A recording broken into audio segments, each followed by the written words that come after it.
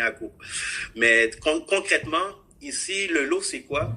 En termes immobiliers, c'est vraiment le numéro qu'on achète. Le numéro de cadastre, c'est le numéro du lot, le numéro du terrain qu'on achète.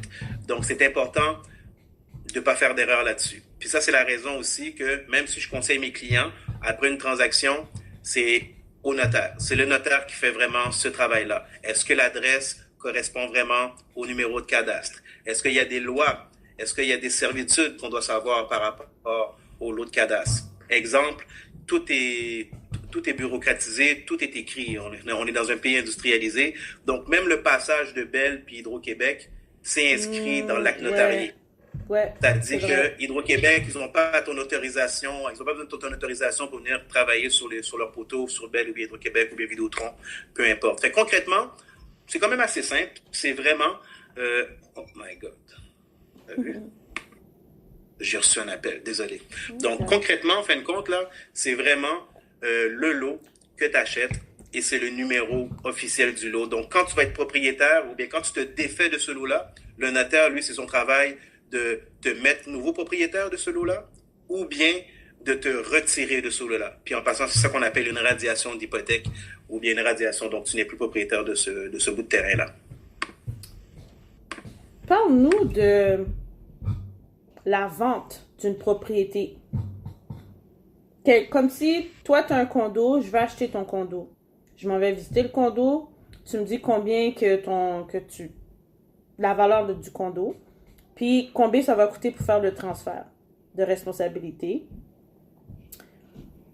Quel conseil tu pourrais nous donner avant de se procurer un condo ou une maison? Qu'est-ce qu'on devrait faire? Je sais qu'il y a l'inspection, mais il y a autre chose que je pense qu'il faut checker à part l'évaluation du bâtiment ou de l'immeuble ou de Ah, l'espace. je vais te donner ça en blitz parce qu'il y en a beaucoup. Je le répète encore. Numéro un, c'est étude de marché.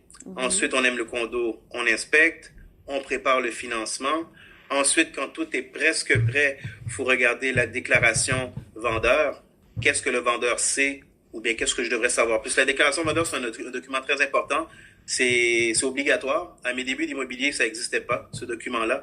Puis c'est tout ce que le vendeur sait de sa maison. Ça veut dire les rénovations, problèmes d'eau, problèmes d'électricité. T'as-tu déjà eu des bébites? T'as-tu déjà eu des souris? T'as-tu déjà eu des fourmis charpentières? Donc, t'as tout ça à vérifier. Quand tu es à l'aise avec la déclaration vendeur, l'acheteur le signe, il est au courant. C'est seulement à titre informatif. Après, une autre affaire, il faut vérifier qui est très important, c'est le fonds de prévoyance. Et c'est quoi l'autre terme encore? La déclaration de copropriété. Exactement. Ça veut dire que un condo peut être bien beau, mais ça peut être un dossier empoisonné. Pourquoi? Si tu n'es pas capable de comprendre, de Hmm. lire les documents, il y a des choses que tu vas même pas comprendre. Puis moi, je le vois tellement, ça, parce que pourquoi? 90% de mes clients ne le lisent pas. Fait que moi, je prends le temps de le lire, la déclaration de copropriété. Puis ça explique quoi exactement? Ça explique toutes les lois. Est-ce que tu as le droit d'amener ton animal? C'est important de savoir ça. Ou sinon, tu achètes un condo puis tu dois te départir de ton chat ou ton chien. Est-ce que tu peux amener un animal? Est-ce que tu as le droit de mettre une coupole pour ta télévision?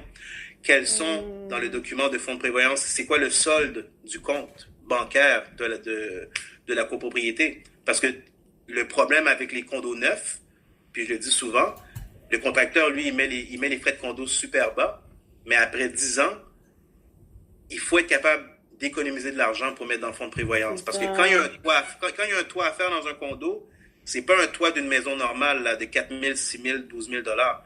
Ça va être 20, 25 000. Fait que quand il n'y a pas d'argent dans le compte, puis il y a un toit à faire de 25 000 dollars, puis pour faire un calcul simple, il y a 5 unités, ben ils vont venir voir tout le monde, puis ils vont dire cotisation spéciale, il faut refaire le toit urgemment, c'est 5 000 dollars chacun. Fait que c'est le même concept que je parlais tantôt de payer tes taxes municipales par mois. Il ne Mhm. faudrait pas que tu payes tes taxes municipales par mois parce que tu ne veux pas avoir une facture de 4 000 puis de l'autre côté, ben, tu as une facture de toi, de ton condo de 5 000. Fait que c'est tout ça encore, je répète, dans les mille et une choses que moi je surveille. T'sais. Mais pour répondre à ta question, c'est ça. Fait quoi d'autre dans les condos? Un truc que L'option moi, d'achat, pardon? quand quelqu'un t'offre l'option d'achat, est-ce que c'est un win-win ou un you losing? Je l'ai fait quelques fois et je ne le suggère pas. Ok. Je dirais que la moitié de mes clients, même pas la moitié de mes clients, ils s'en sont bien sortis. Pourquoi? Je dirais parce que le marché a augmenté. Puis aussi, dans les trois cas que j'ai en tête, ouais, dans les trois cas que j'ai en tête, le propriétaire, il n'a pas été trop méchant. Parce qu'il y en a que, avec option d'achat, oui, mais moi quand je négocie ça avec mes clients, je leur disais, mais je peux-tu avoir le contrat avec ton prêteur? Parce que ton prêteur, qu'est-ce qu'il fait en fin de compte, là?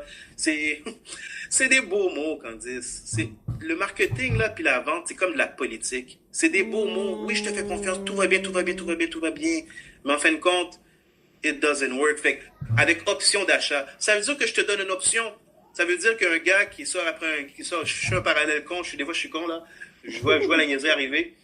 Mais tu sors dans un club, puis là, le gars, la fille, ils sont à l'aise, belle soirée, bon chinois au VIP. Après ça baigne, ça baise. Puis là, lui dit, je vais te donner une option de couple plus tard. Ça, c'est une C'est crosse, juste ça le mot ça. option. Ça, c'est une crosse, Comprends-tu? ça. Je fais le gros parallèle, là, mais hein? C'est une crosse, ça. Ben, c'est ça. C'est- En fin de compte, tu loues la maison, puis tu l'achètes après. C'est ça l'option d'achat. Tu loues la maison maintenant, puis tu l'achètes après.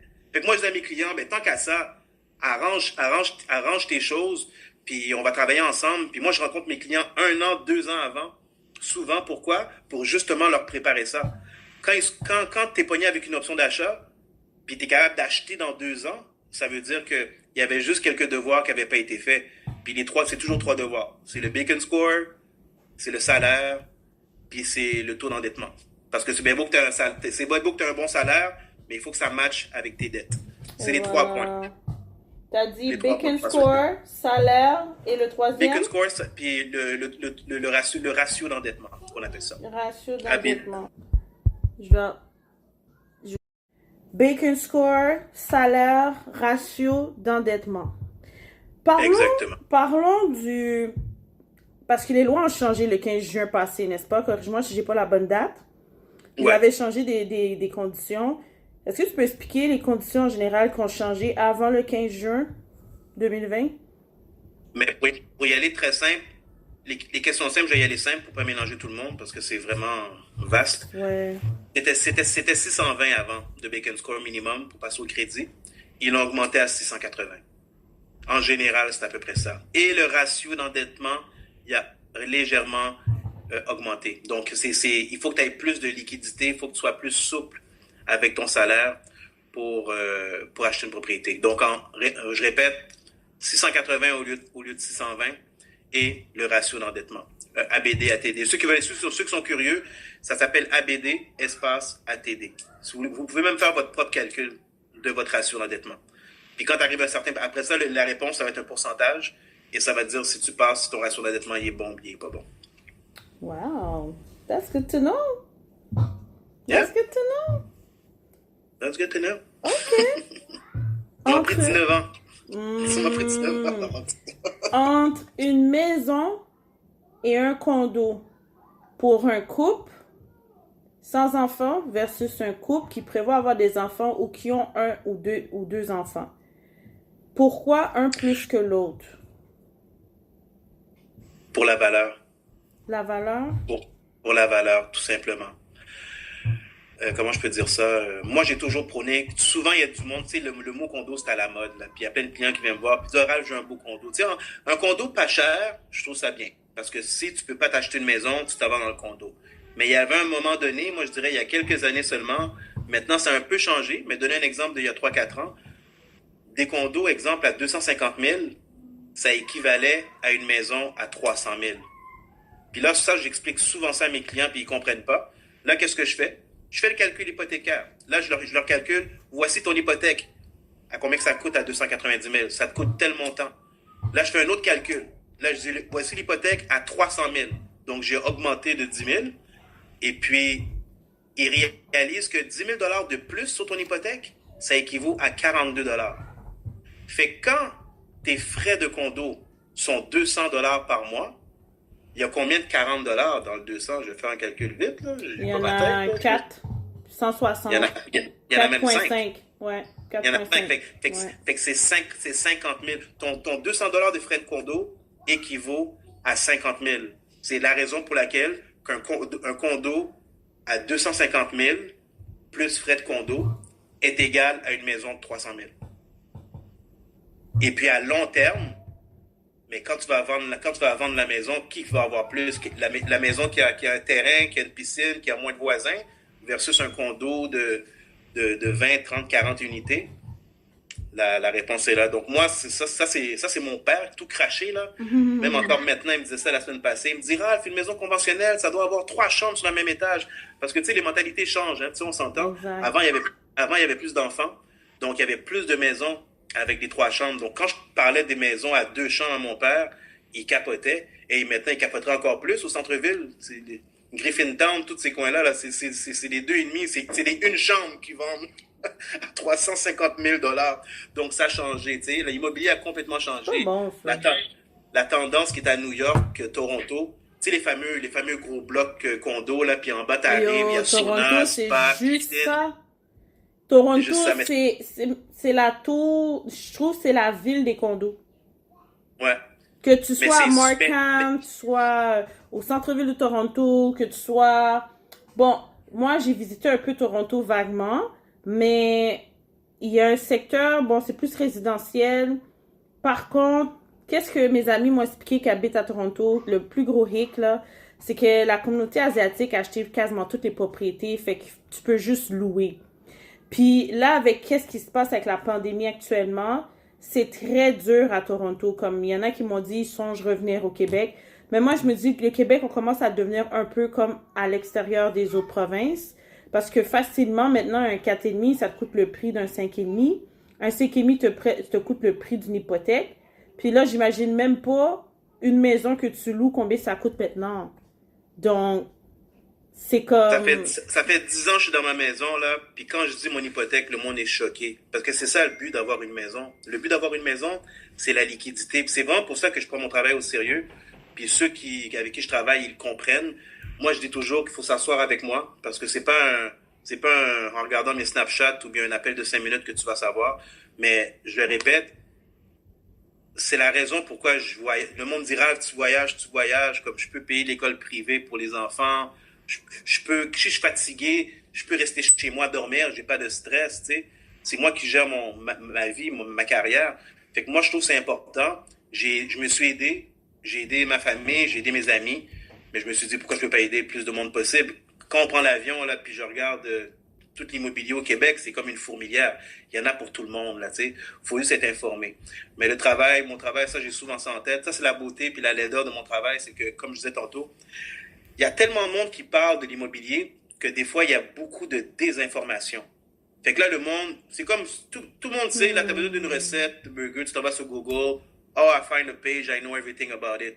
Mais ça fonctionne pas comme ça. Il y a de l'expertise dans tout. Quelqu'un qui fait une table pendant 20 ans, ça va pas être la même personne qui te fait une table depuis sa première année, tu sais. Fait que, il faut comprendre l'expertise, surtout quand on a besoin.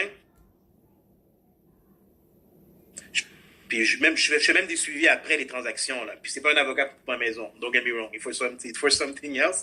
Mais c'est ça. Il faut des sous, il faut vivre. Puis moi, je trouve ça plate que les gens sont en loyer. Ils sont au coût. Ils payent plus cher que ma maison. Moi, j'ai une belle maison. Je vais pas brag, là.